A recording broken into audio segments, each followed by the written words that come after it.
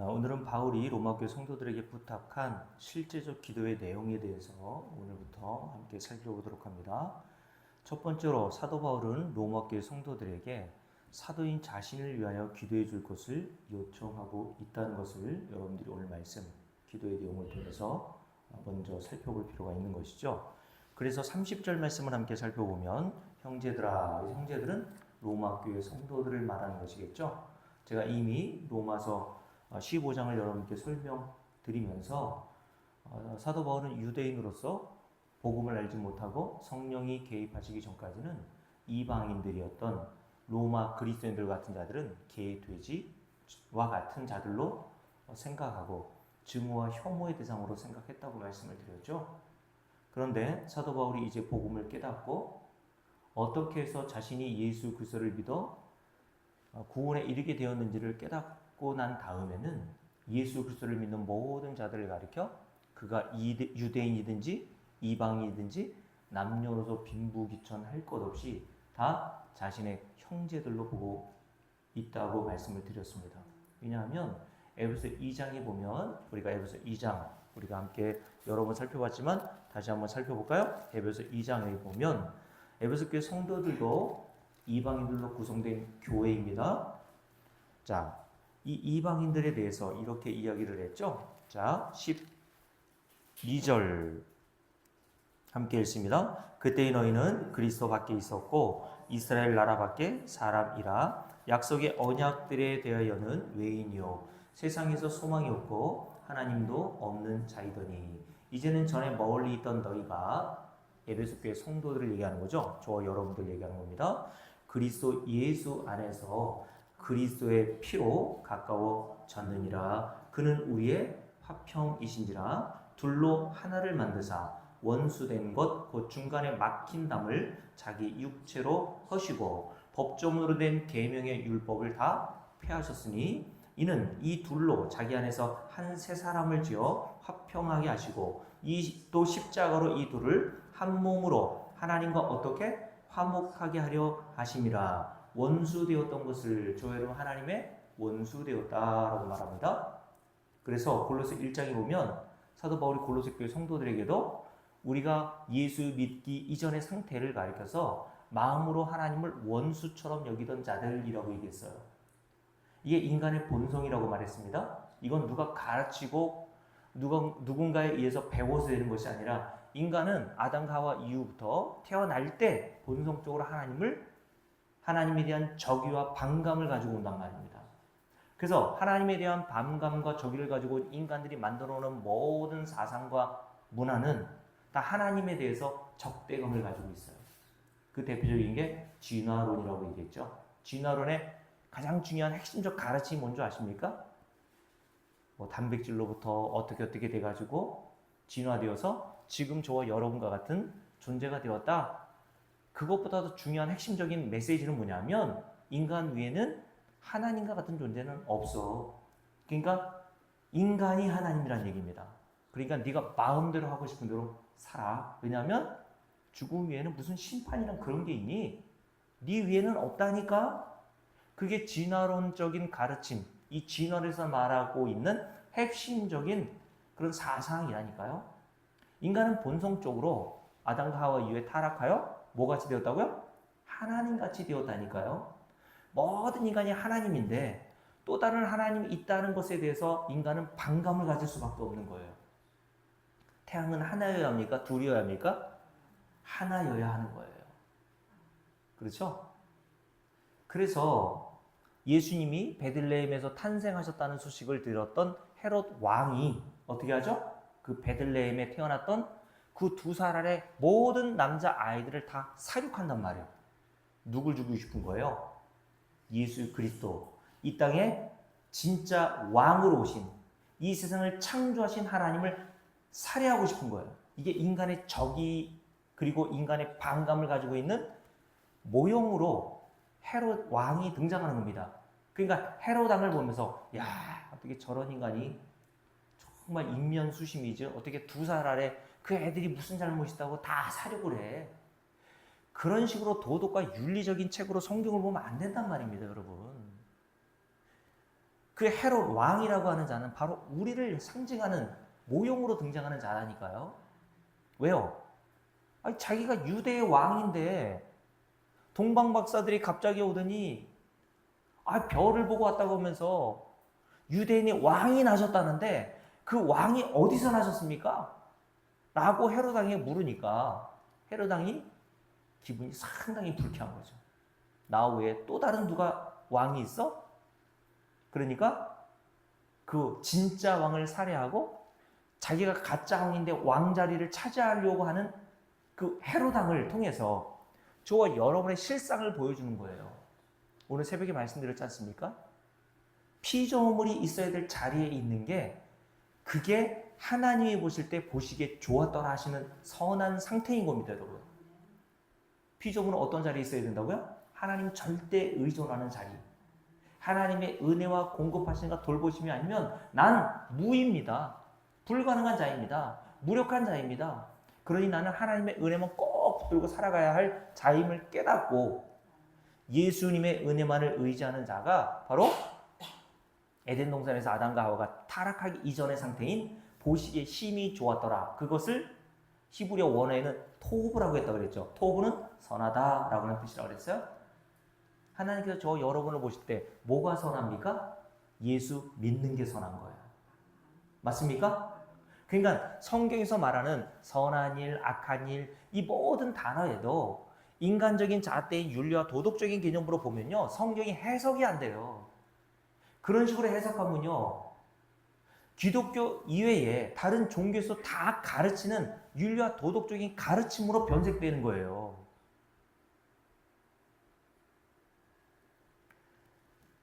그래서 오늘 말씀에 보면 이런 원수되었던 저와 여러분을 누가요? 예수 그리스도께서 십자가에서 죽으심으로 하나님과 우리 사이에게 그 장벽처럼 있었던 그 죄의 담을 다 헐어버리셔서 하나님과 우리를 화목하게 하여 어떤 상태까지? 하나님의 자녀가 되었고 저와 여러분은 하나님을 아버지라고 부르는 자가 되었단 말입니다. 그러니 유대인이든지 이방인이든지 다 하나님을 원수처럼 대적하던 자였는데 예수 그리스도에 의하여 하나님을 아버지로 부르는 자가 되었고 하나님의 자녀가 되었으니 사도 바울은 이제 유대인이든지 이방인이든지 할례를 받았든지 받지 않았든지 관계가 없는 거예요.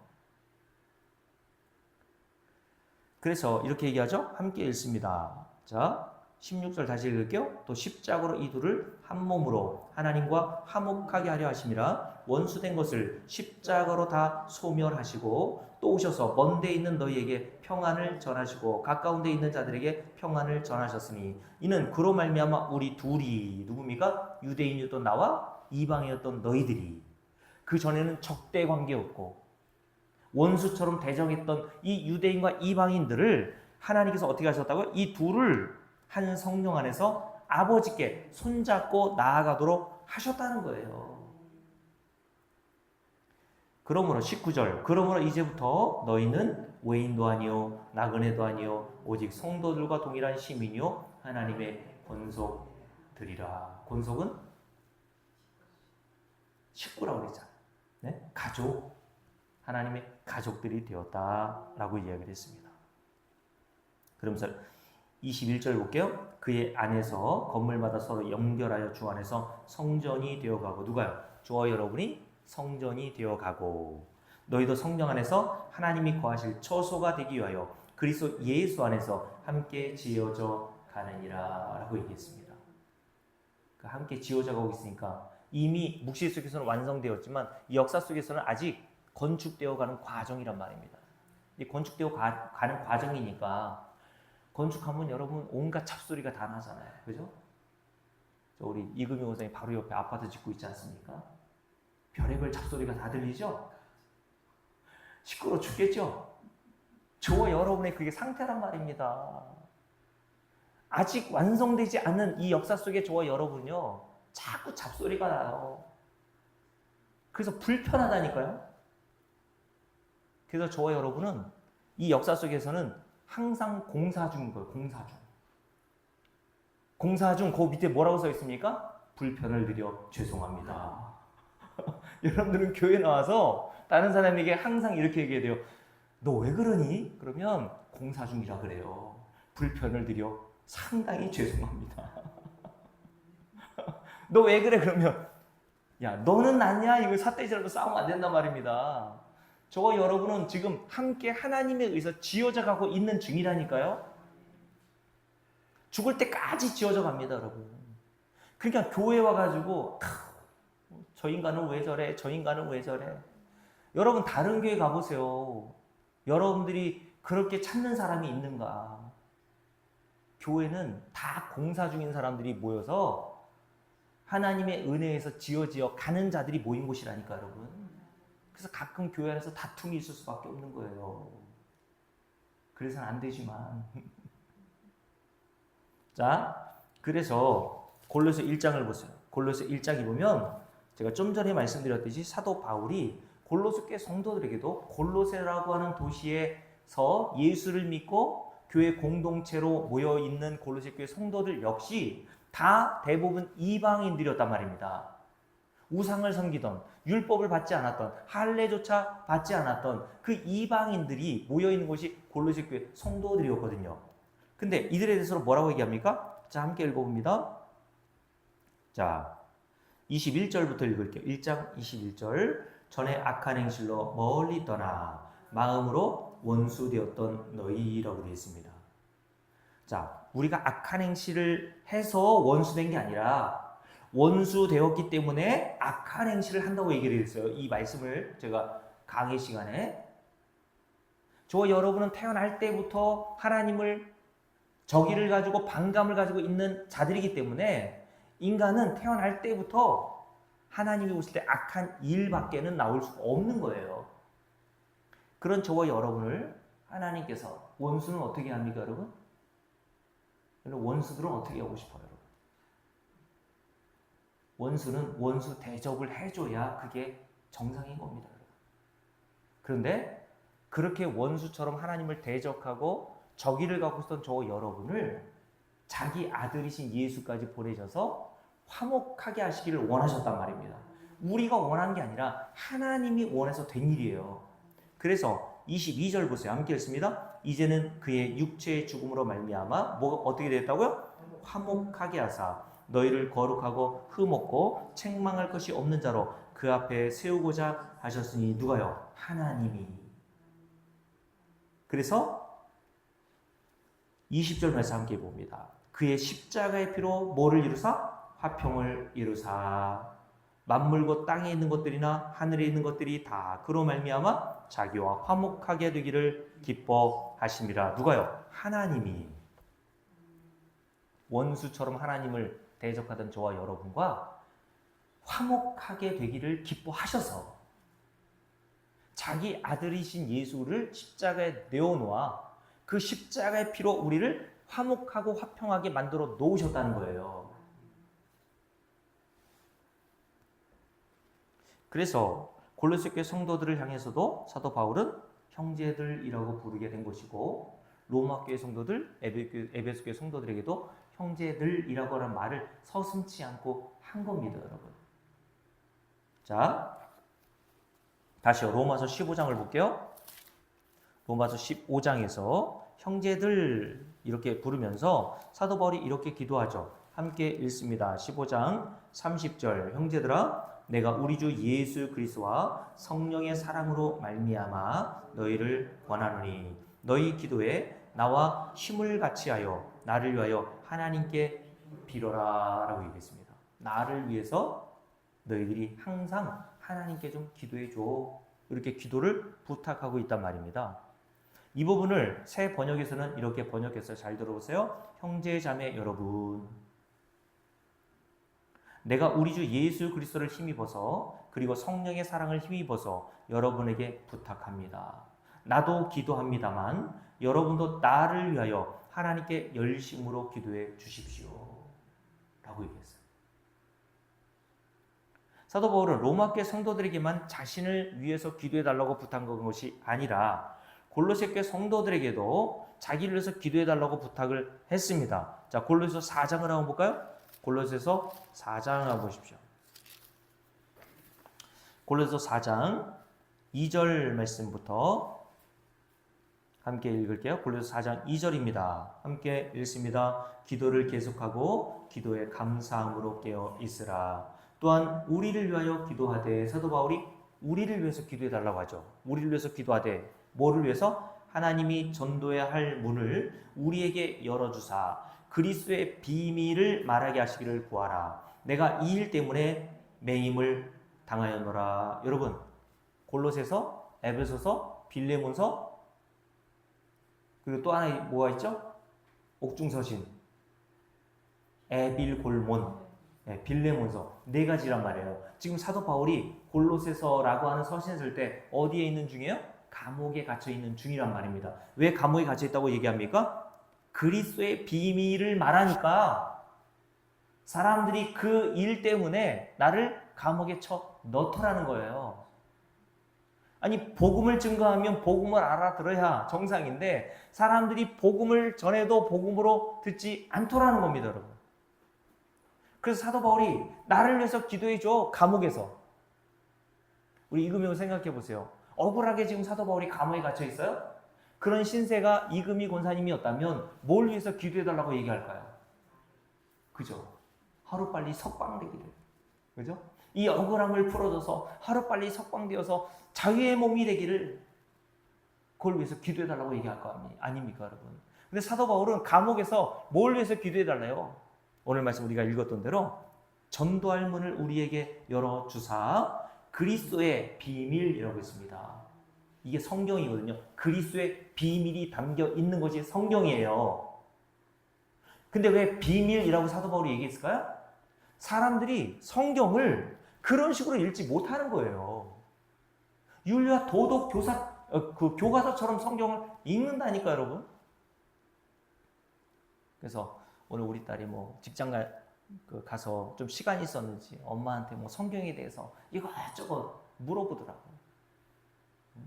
왜 가인이 동생 아벨을 때려 죽였는데 하나님은 가인에게 이렇게 바로 벌하시지 않냐고 궁금할 수 있죠. 여러분은 성경을 읽으면서 자꾸 궁금해져야 돼요. 자꾸 왜라고 하는 질문을 해야 돼요. 근데 한국 사회에서 어렸을 때 제가, 여러분도 그랬겠죠. 학교 다닐 때부터 선생님에게 질문하면 큰일 나는 줄 알았어요. 그죠? 질문 못 하겠단 말입니다. 그러니까 교회 와서도 목사님이 하는 말씀을 그냥 아멘하면 신앙이 좋은 줄 알아요. 궁금한 건 질문하셔야 돼요. 목사님, 이건 왜 이래요? 질문 하나 하고 앉아있으면 바보 되는 겁니다, 여러분. 그래서 옛날에 방송에 보니까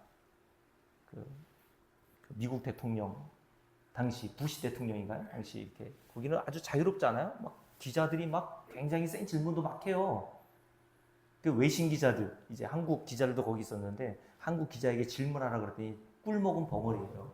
질문해본 적이 있어야지.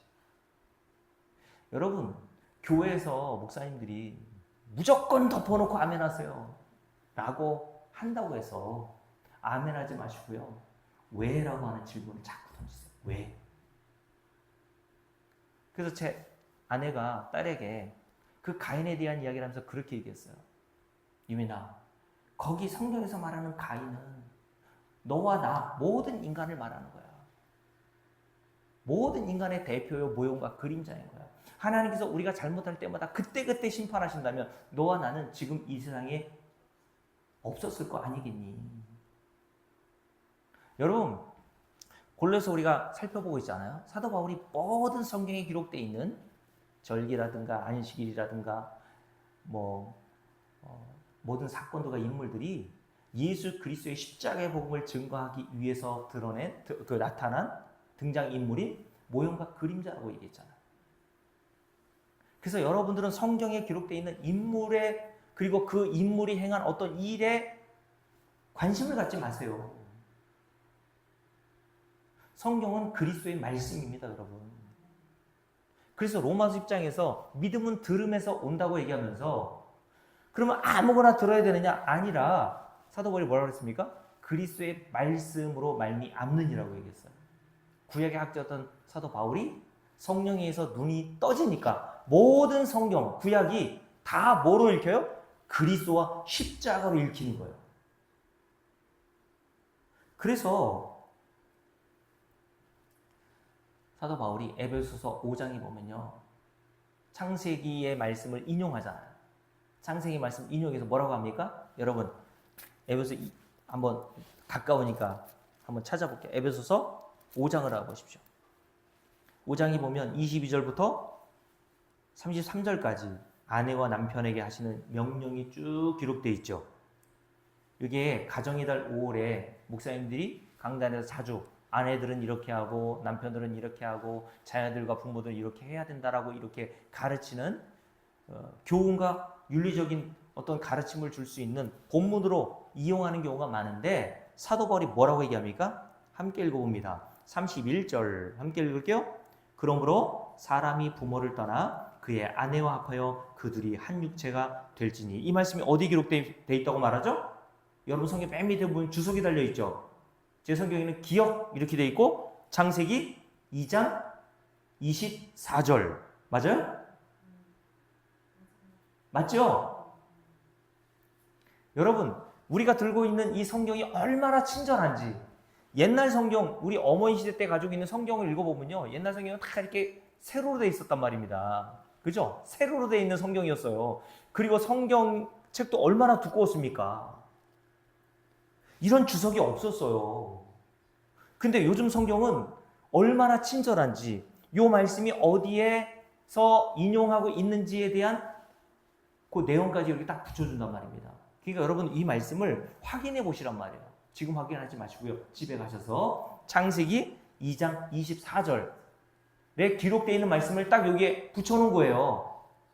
근데 이 내용을 뭐라고 합니까? 32절, 이 비밀이 크도다라고 얘기했어요. 그러면서 뭐라고 얘기합니까? 나는 그리스도와 교회에 대하여 말하노라. 창세기 2장 24절에 기록되어 있는 이 말씀 뭡니까?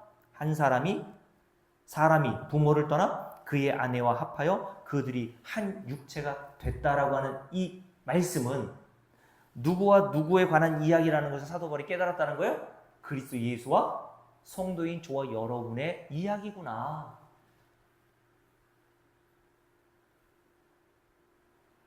여러분, 여기 보면 이렇게 기록되어 있죠.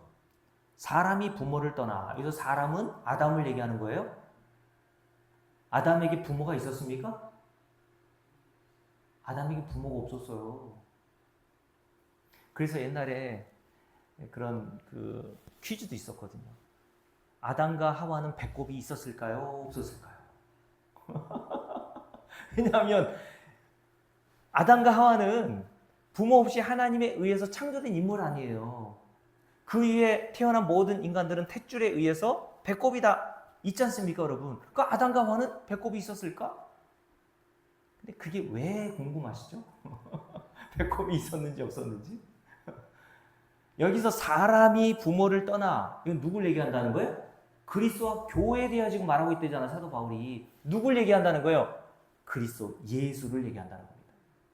예수 그리스도께서 아버지를 떠나 세상에 오셨죠. 그가 누구란 말입니까? 신부인 교회의 신랑 남편이었단 말이에요. 그 남편이신 예수 그리스도께서 아버지 하나님을 떠나 세상에 오셔서 그의 아내 누구와? 성도인 저와 여러분과 합하여 한 몸이 되었다는 겁니다, 여러분. 그래서 골로새 1장에 보면 예수 그리스도는 교회의 머리, 그리고 성도인 저와 여러분은 그 머리에 붙어있는 몸으로 비유하잖아요. 몸과 머리는 뗄 수 있습니까? 없습니까? 뗄래야 뗄 수 없어요. 목이 떨어지면 그 사람은 죽은 자입니다, 여러분. 그러면 예수 그리스도가 머리로 붙어있는 자들은 성경에서 다 어떤 자들로 보는 거예요? 그래서 죽은 자들로 보는 거예요. 왜요? 요한복음 1장에 보면 예수 그리스도에 대해서 사도 요한이 뭐라 그랬습니까? 예수 그리스도는 생명이다. 그러니까 생명이신 머리 되신 우리 주 예수 그리스도께서 저와 여러분에게 딱 달라붙음으로 생명이 없었던 저와 여러분이 생명을 얻게 되었다는 얘기를 하는 거예요. 근데 저와 여러분이 한 일이 없어요. 부모를 떠나 예수 그리스도께서 십자가에서 희생하여 주심으로 저와 여러분이 예수 그리스도와 한 몸이 되어 하나님 나라에 들어가게 된 거란 말이죠. 왜요? 머리 대신 예수 그리스도는 지금 어디 계세요? 하늘 보좌, 하나님 보좌 옆, 그러니까 그것도 사실은 상징과 모형이에요. 하나님과 예수 그리스도는 영이신데 무슨 뭐 이렇게 보좌가 있고 그래요. 무슨 그래서 그냥 뭐 옛날 책에도 보좌가 흔드는 기도가 있더만요. 보좌를 흔드는 기도. 네? 저와 여러분이 뭐 이렇게 기도하면 하나님이 앉으신 그 보좌가 막 흔들려요? 그러니까 하나님 어지럽게 해서 기도를 빨리 받고 싶은 겁니까? 하나님과 우리 주 예수 그리스도께서 보좌에 앉으셨다는 것은 다른 게 아니라 모든 일을 다 끝마쳐 놓으셨다는 거예요. 더 이상 할 일이 남아있지 않다는 겁니다. 저와 여러분에게. 그래서 그 할 일을 다 마치시고 저와 여러분의 머리 대신 예수 그리스도가 하나님 보좌 우편에 앉아 계시고 하나님 나라로 들어가셨다면 그 몸인 저와 여러분은 역사 속에서는 이 땅에 지금 살아있는 자로 살지만 실체는 어떻다는 거예요? 그 머리와 함께 그 몸인 저와 여러분은 이미 딸려 들어간 거란 말입니다. 맞습니까? 머리와 몸 분리가 안 된다니까 여러분.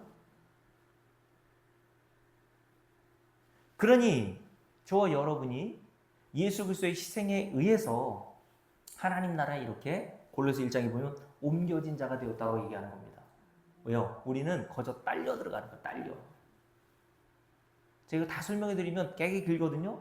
출애굽기에 보면 그래서 대제사장이 입는 옷이 있어요. 하나님께서 대제사장 아론이 입어야 될 옷을 지으라고 하셨거든요. 근데 그 대제사장 아론이 입는 그 옷에 보석이 12개가 달려 있습니다. 4줄로 3, 3, 3, 3, 3, 4, 12. 4개씩 3줄이군요. 그죠? 4개씩 3줄. 맞나요? 맞아요? 어쨌든 3줄씩 4개든지 4개씩 3줄이든지 12개의 보석이 이 가슴에 달려있단 말이에요. 거기에 이름에 야곱의 12아들의 이름을 다 써놨어요. 그 야곱의 12아들의 이름이 다 누굽니까? 성도들을 의미하는 거란 말입니다. 그 대장 아론이 그 대장이 입을 수 있는 그 옷을 입고 성전, 성막, 지성소, 하나님이 거하시는 그곳으로 들어갔단 말이에요. 근데 그거는 다 예표와 그림자라 그랬잖아요. 히브리서에 보면 그 대제사장 역할을 하는 분이 바로 사실은 예수 그리스도였다는 거예요. 그러니까 예수 그리스도가 가슴에 저와 여러분의 이름을, 그러니까 예수 그리스도가 옷을 입으셨는데 그 옷에 저와 여러분의 명단이 다 있고, 그러니까 그 예수 그리스도가 하나님 나라에 들어감으로 저와 여러분이 함께 딸려 들어간다는 사실을 이미 출애굽기에 기록되어 있는 제사장이 입고 있었던 그 옷을 통해서도 보여주신단 말이죠. 저와 여러분이 힘써서 들어가는 게 아닙니다. 머리 대신 예수 그리스도와 함께 딸려 들어가는 거예요. 맞아요? 그래서 31절 다시 볼게요. 그러므로 사람이 부모를 떠나 그의 아내와 합하여 그 둘이 한 육체가 될지니 이 비밀이 어떻다고요? 그도다. 나는 주를 고노세요.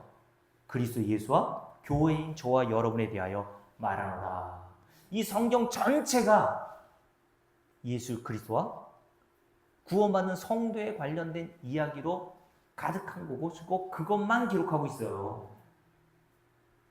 구원받은 성도인 저와 여러분이 어떤 방식으로 예수를 믿어 하나님 나라에 들어가게 되었는지를 성경 여러 곳에서 모형과 그림자로 증거해주고 있는 겁니다, 여러분. 그래서 사도 바울이 모든 성경을 그리스도의 말씀이라고 얘기한 거예요.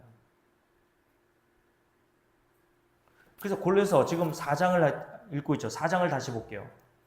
4장을 보십시오. 사도 바울이 감옥에서 골로새 교회 성도들을 위해서 자기를 위해서 기도해달라고 그러죠. 뭐를 위해서 기도해달라고 그랬다고요? 우리를 위해 기도하되 하나님이 전도할 문을 우리에게 열어주사 내가 그리스도의 비밀을 말하게 하시기를 구하라. 내가 이 일 때문에 매임을 당하였노라. 그리하면 내가 마땅히 할 말로써 이 비밀을 나타내리라 라고 얘기했어요. 그러니까 사도 바울에게 그리스도의 비밀을 증거한다는 것은 담대함이 필요한 일이었죠. 그죠? 왜요? 사람들이 싫어하거든요. 그리스도의 비밀을 증거해서 지금 자기의 신세가 감옥에 갇히는 신세가 되었기 때문에 자기의 능력과 자기의 용기로는 안 되는 거예요. 그러니 하나님 나에게 담대함을 허락하여 주셔서 그리스도의 비밀만을 증거하도록 성도들에게, 골로새 교회 성도들에게 기도해 달라고 요청한 겁니다.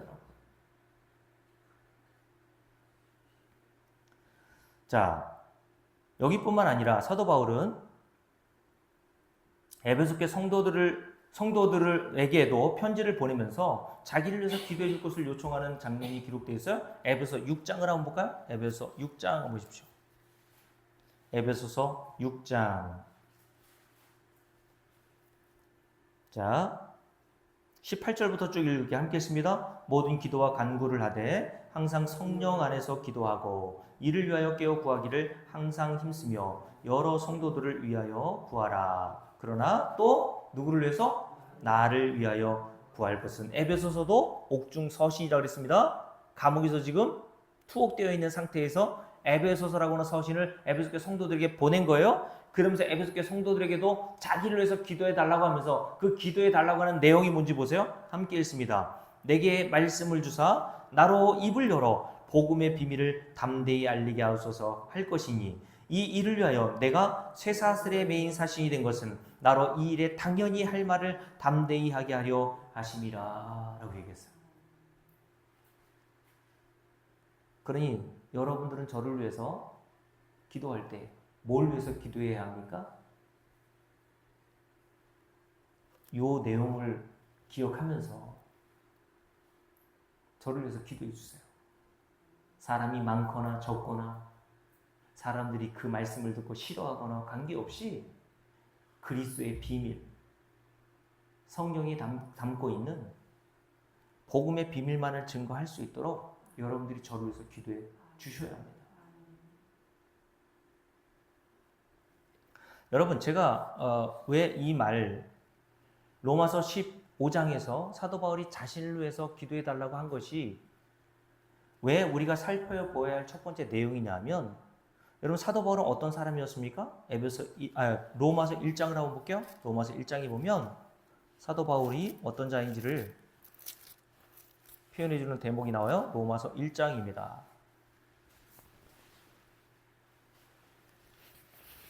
로마서 1장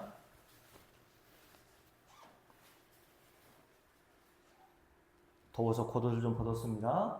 괜찮죠? 네, 여러분들만 시원하면 안 되니까. 자, 로마서 1장 1절부터 함께 읽습니다. 예수 그리스도의 종 바울은 사도로 부르심을 받아 하나님의 복음을 위하여 택정함을 입었다라고 얘기했습니다. 바울은 자기 스스로 사도가 되고 싶어서 사도가 된 것이 아니라 하나님이 택정하여 주셔서 사도로 부르심을 받은 자다라고 얘기를 했습니다. 여기서 사도라고 하는 뜻은 보내심을 받은 자라고 하는 뜻이라고 전에 한번 말씀을 드렸죠. 저와 여러분은 마찬가지인 거예요. 사도 바울만 그럼 하나님께 택하셔서 사도로 불러주셨나? 물론 사도라고 하는 직분은 한시적이고 사도 바울까지가 사도로 부름받은 것이 마지막이에요. 그러니까 뭐 속사도라든가 사도 바울 이외에도 뭐 사도로서의 무슨 사도성이 인정되는 사람이 세상에 없어요.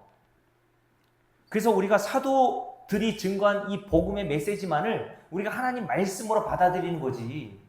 사도 바울 이후에 어떤 사람이 나타나서 나도 계시를 받았어. 그런 사람들 많죠. 몰몬경의 스미스라고 하는 같은 사람은 자기가 하나님의 계시를 받았다고 해서 성경과 맞먹는다고 하는 그 몰몬경을 자기가 계시받은 내용을 쭉 써놨잖아요. 사도 바울 이후에는 하나님이 사도로 지목하신 사람이 없다니까요. 사도들이 쓴 성경 여기서 완성된 거예요, 여러분. 그러니까 사도들이 하나님의 계시에 의해서 받아 쓴 성경, 우리가 들고 있는 이 성경만이 하나님의 말씀으로 받아들일 수 있는 것이지, 자기 나름대로 무슨 계시를 받고 환상을 받고 무슨 꿈을 봤다는 거, 그거는 그냥 참고용으로도 보지 마시고, 에휴, 꿈꿨나 보다, 개꿈이겠거니 생각하시면 됩니다. 대부분. 네? 자, 이렇게 사도로 부르심을 받았던 사도 바울에게 하나님은 뭘 주셨습니까? 복음을 증거하기 위한 목적으로 여러 가지 능력을 주셨죠. 그죠? 사도행전에 보면 사도 바울이 여러 능력을 행하는 그 장면이 기록되어 있습니다. 특별히 사도행전 19장을 볼까요? 사도행전 19장을 보면요, 그 앞에 보세요. 사도 바울이 복음을 증거하는 데 있어서 어떤 기적과 표적이 일어나는지 한번 보시란 말이죠. 사도행전 19장입니다. 자, 함께 읽어볼게요. 사도행전 19장 11절, 12절입니다. 함께 읽을게요. 하나님이 바울의 손으로 놀라운 능력을 행하게 하시니. 자, 그러니까 바울의 손에서 능력이 나타난 거지만 그 능력의 원천은 누구라는 거예요? 하나님이 여기 줄을 그으시란 말입니다. 하나님이 바울의 손으로 놀라운 능력을 행하게 하셨다. 사도 바울은 그러니까 이 능력이 자기에게서 나오는 것이 아니라는 것을 알았어요. 자기에게서 나오는 능력이었다면 사도 바울은 사람들에게 뭐라고 광고했을까요? 와 보라, 내가 얼마든지 내가 원하는 대로 내가 원하는 시간에 이런 기적을 행할 수 있어, 한번 와봐, 내가 보여줄게, 이렇게 광고하고 다녔을 거예요. 근데 사도 바울이나 사도 베드로나 자기의 능력이 자기에게 소유권이 없다는 사실을 알았기에 광고하고 다니지 않았단 말입니다. 그러니까 유튜브나 뭐 어떤 방송에서 마치 능력이 자기가 소유한 것처럼 언제든지 내가 원하면 능력을 일으킬 수 있다라고 하는 식으로 말하는 것은 다 거짓된 말이라고 보시면 돼요. 그래서 사도 베드로가 사도행전 3장에 보면 날 때부터 안진뱅이가 성전 미문에서 구걸할 때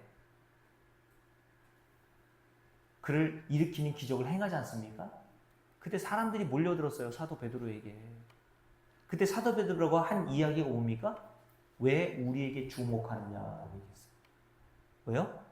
이건 내가 행한 일이 아니라 예수 그리스도께서 행하신 일이야. 이 날 때부터 안진뱅이 된 자를 40세쯤 되었다고 그러거든요. 40년 동안 한 번도 걸어보지 못하고 성전에 들어가 본 적이 없어요. 성전 밖에서 구걸했던 사람입니다. 근데 그의 불행의 가장 근원이었던 죽어 있었던 다리를 사람들의 눈에서 볼 때는 베드로가 일으켜 낸 것처럼 보이지만 사도 베드로는 자기의 그 능력의 원천이 자신이 아니라 예수 그리스도임을 알았다니까요, 여러분. 그 사도 베드로가 그 엄청난 능력을 행하고 나서 사람들이 자기 길을 향해서 주목할 때 어깨가 으쓱해가지고 나 대단하지 이렇게 한 것이 아니라 왜 우리에게 주목해? 이 사람을 낫게 하고 이 사람에게 사도행전 4장입니다. 착한 일을 행하신 이는 예수 그리스도시다. 저와 여러분에게 예수를 믿어 구원을 얻게 하신 그 착한 일을 행하신 분은 하나님이시란 말입니다. 자, 19장 다시 읽어볼게요. 11절 함께 읽습니다. 하나님이 바울의 손으로 놀라운 능력을 행하게 하시니 심지어 사람들이 바울의 몸에서 손수건이나 앞치마를 가져다가 병든 사람에게 얹으면 그 병이 떠나고 악귀도 나가더라 라고 얘기했습니다. 여러분, 놀라운 일 아닙니까? 바울이 가지고 있었던 손수건이나 앞치마를 가져다가 병든 사람이나 귀신 들린 자에게 얹어놓으면 귀신도 떠나가고 병든 자도 병이 팍팍 낫더라는 거예요. 그래서 유튜브에 보면 이런 사역을 하는 또 목사도 있더라고요. 또 그래서 자기 주머니에서 손수건을 꺼내서 막 흔들면서 이 말씀이 지금도 일어나야 된다고 하면서 이 능력과 이 표적이 막 손수건을 흔드니까 그 교회 다니는 여자 집사님 권사님들이 뒤로 팍팍 또 넘어져요. 여러분, 제가 이 말씀을 우리가 함께 읽어본 것은 사도 바울에게 어마어마한 능력이 나타났단 말이에요. 그런데 사도 바울이 지금 골로새 교회 성도들, 에베소 교회 성도들, 그리고 로마 교회 성도들에게 뭘 요청하고 있다고요? 기도를 요청하고 있어요. 날 위해서 기도해줘. 날 위해서. 여러분, 이게 놀라운 일 아닙니까? 이런 엄청난 기적을 행했던 사도 바울이 그것도 골로새 교회 성도들은요, 이제 예수 믿고 구원받은 지 얼마 안 되는 초신자들이었단 말입니다. 이제 예수 믿고 교회 나온 지 얼마 안 된 초신자들에게 사도 바울이 이 엄청난 능력을 행했던 자인데 날 위해서 기도 좀 해줘 라고 부탁을 하고 있어. 여러분, 만약에 기도원에 병 고치는 은사가 있고 엄청난 기적을 행한다고 소문이 난 기도원 원장이 있다고 한번 생각해 보세요. 여러분들이 그 기도원 원장에게 기도받으러 머리 디밀러 이렇게 갔습니다. 그랬더니 기도원 원장이 저예요? 여러분들이 기도받으러 왔는데 제가 여러분들에게, 최고 성도님에게, 성도님 저를 위해서 좀 기도 좀 해주세요. 그러면 기도원에 머물고 싶은 생각이 있어요, 없어요? 없어요. 이 인간 능력이라고는 조금도 없나 보구나. 왜 날 위해서 나한테 기도해 달라고 해? 날 위해서 기도해 줘야지. 그럴 거 아닙니까, 여러분? 그렇잖아요? 기도 받으러 갔는데 나를 위해서 기도해 달라고 하는 그 기도원 원장을 여러분 뭘 믿고 여러분 기도해 달라고 요청할 수 있겠어요? 여기가 아닌가요? 하고 다른 기도원에 가겠죠. 여러분, 사도 바울이 왜 골로새 교회 성도들, 이미 믿은 지 얼마 안 되는 초신자들에게까지 기도를 요청했습니까? 초신자인 너나 사도인 나나 하나님의 은혜가 없으면 복음도 전할 수 없는 자고, 하나님의 은혜가 우리에게 주어지지 않으면 한순간도 살 수 없는 자들이야. 기도가 뭡니까, 여러분? 소원 성취하는 게 기도가 아니라 내가 그 정도로 무력하고 무능한 자임을 깨닫고 하나님께 도움을 요청하는 게 기도 아닙니까, 여러분? 우리가 할 수 있는 일이라면 하나님께 왜 기도해요? 할 수 없는 일이기 때문에 하나님께 기도한다는 거 아닙니까, 여러분? 근데 모든 일을 다 할 수 있는 것처럼 보였던, 손수건 앞치마만 가지고도 병든 자가 나았고 악귀가 떠나갔던 그 능력의 사도였던 바울이 진짜 연약한 모습으로 나를 위해서 좀 기도해줘 라고 기도를 요청하고 있는 것을 보면서 사도 바울이나 저와 여러분과 같은 모든 성도들이 다 하나님의 은혜가 필요한 자임을 깨닫고 하나님의 은혜만을 바라보고 살아가야 될 자들임을 사도 바울이 로마교회 성도들에게 자기를 위해서 기도하려고 하는 이 기도의 대목에서 우리가 배울 수 있고, 그런 자로 하나님께서 우리를 만들어 가신단 말이죠. 왜 이렇게 사도 바울이 기도할까요? 복음의 비밀을 전할 수 있도록. 사도 바울은 깨달았던 거예요. 복음의 비밀을 자기도 마찬가지로 인간은 스스로의 능력으로 깨달아 알 수 있는 능력이 없다는 사실을 알고, 하나님의 은혜를 주지 않으면 내가 아무리 복음을 증거하고 아무리 기적을 일으켜도, 손수건으로 어떤 표적과 어마어마한 기적을 나타내 보여도 그 사람이 그걸 보고 예수 믿는 거 아니라는 사실을 사도 바울이 알았다니까, 여러분. 우리는 이런 기적을 행하면, 이런 기적을 우리 눈으로 직접 목격하면 그 사람이 예수를 믿고 나도 예수를 믿을 것 같은 착각을 한단 말이에요. 아닙니다, 여러분. 인간은 아무도 예수를 믿어 영생에 이를 능력이 없어요. 이스라엘 백성들이, 그리고 애굽의 바로 왕이 그것을 우리에게 모형으로 보여주는 거예요. 애굽의 바로 왕에게 하나님이 10가지 기적을 보여주셨죠. 감기 입어서 도금에 감자. 그는 직접 그 하나님이 행하시는 기적을 목격한 자예요. 바로와 그의 신하들이에요. 제가 전에 주일날 성경에서 말하는 7, 10이라고 하는 숫자의 의미를 말씀드렸잖아요. 완전하다, 완벽하다라고 하는 뜻이 담겨있는 상징적인 숫자라고 했습니다. 왜 하나님께서 한 번의 재앙으로 애굽의 모든 신하들과 바로 왕을 다 멸하실 수 있음에도 불구하고 10가지 재앙을 번거롭게 보여주셨습니까? 이렇게 어마무시한 기적을 보여줬는데도 인간은 믿지 않더라. 그럼 이스라엘 백성들은 광야에서 그런 어마어마한 기적을 애굽의 바로 왕과 그의 신하들과 같은 그 기적을 맛보았음에도 그들은 믿었나요? 믿지 않았습니다. 그래서 신명기 1장을 볼까요? 신명기 1장에 보면 광야 2세대인 이스라엘 백성들을 이끌고 이제 가나안 땅에 곧 들어가게 될 모세가 신명기 1장에서 이렇게 이야기를 하죠. 신명기 1장 보십시오. 자, 신명기 1장을 보세요. 다 보셨죠? 신명기 1장입니다.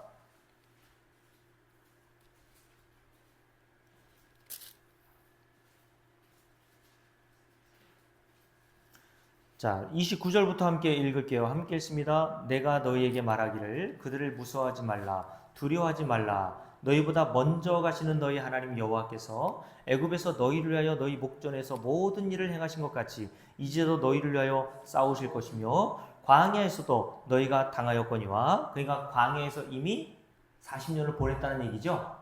그죠? 사람이 자기의 아들을 광야에서 하나님께서 어떻게 하셨어요? 어린 그 아들을 안는 것 같이 너희 하나님 여호와께서 너희가 걸어온 길에서 너희를 나누사 이곳까지 이르게 하셨느니라. 지금 신명기를 쓸 당시에는 40년이 지난 이후예요. 그러나 이 사건, 이 12명의 정탐꾼 사건을 지금 이야기하고 있는데, 요거는 애굽에서 구원받아 이제 광야로 나온 지 1년이 조금 넘었을 때에 일어난 일이란 말이죠. 그때 어떤 사건이 있었다고요? 12명의 정탐꾼을 가나안 땅에 보냈잖아요. 그때 이들이 가나안 땅에 정탐하고 40일 만에 돌아와서 다 보고하는 게 어떤 내용이었습니까? 갈렙과 여호수아를 제외하고 우리는 못 들어간다였습니다. 못 들어갈 이유를 쭉 설명하죠. 우리는 도저히 이길 능력이 없어. 거기는 안악자손, 거인자손이 살고 있는데 우리가 어떻게 이겨? 우리는 그들의 밥이야. 그들이 우리를 볼 때도 메뚜기처럼 그렇게 봤을 거야. 그러니까 우리는 여기서 죽노니 지도자 한 사람을 세워서 애굽으로 돌아가자라고 얘기했단 말이에요. 이 말을 듣고 10명의 정탐꾼들의 이야기를 듣고 민수기 14장에 보면 온 이스라엘 백성들이 밤새도록 통곡하며 모세를 원망합니다. 그때 모세가 이 말을 했던 거예요. 두려워하지 마. 무서워하지 말라. 왜요? 하나님께서 우리를 여기까지 인도하셨잖아. 애굽에서 10가지 재앙을 퍼부으셔서 너희를 인도해 내시고 광야에서 하늘에서는 만나를 내리시고 바위에서는 물을 내시고 불과 구름 기둥으로 너희를 지켜 보호하셔서 여기까지 인도하셨잖아.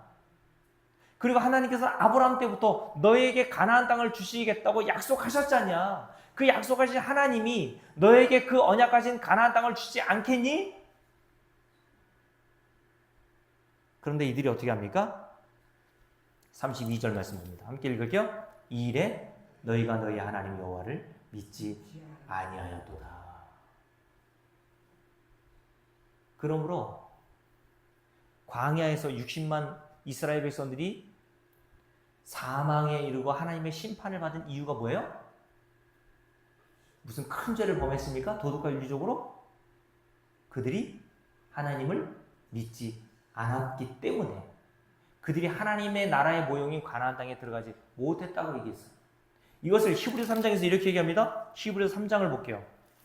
자, 히브리서 3장을 보세요. 자, 히브리서 3장을 봅니다. 히브리서 3장에서 요 광야에서 일어났던 사건, 가데스 바네아에서 일어났던 사건을 이야기하면서 히브리서 기자가 이렇게 이야기를 하죠. 함께 읽습니다. 자, 15절 함께 읽습니다. 성경이 일렀으되 오늘 너희가 그의 음성을 듣거든 하게 하던 것 같이 너희 마음을 완고하게 하지 말라 하셨으니 듣고 경노하게 하시던 자가 누구냐? 모세를 따라 애굽에서 나온 모든 사람이 아니냐? 또 하나님 40년 동안 누구에게 노하셨느냐? 그들의 시체가 광야에 엎드러진 범죄한 자들에게가 아니냐? 또 하나님이 누구에게 맹세하사 그의 안식에 들어오지 못하리라 하셨느냐? 누구에게? 곧 순종하지 아니하던 자들에게가 아니냐? 이러보건대 그들이 뭐 때문에 들어가지 못했다고요? 믿지 아니함으로 능히 들어가지 못한 것이라. 그러니 성경에서 하나님을 부를 때 죄는 뭐라는 거예요? 믿지 않는 거. 그죠? 그래서 예수님께서 요한복음 10장에서 죄가 뭐라 그랬어요? 성령이 오시면 너에게 죄를 깨닫게 하실 텐데 죄가 뭐냐면 너희가 나를 믿지 않는 게 죄야.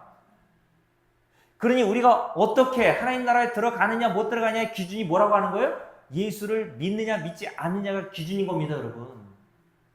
그런데 인간의 능력으로는 스스로 예수를 믿어 하나님 나라에 들어갈 능력이 없다니까요, 여러분.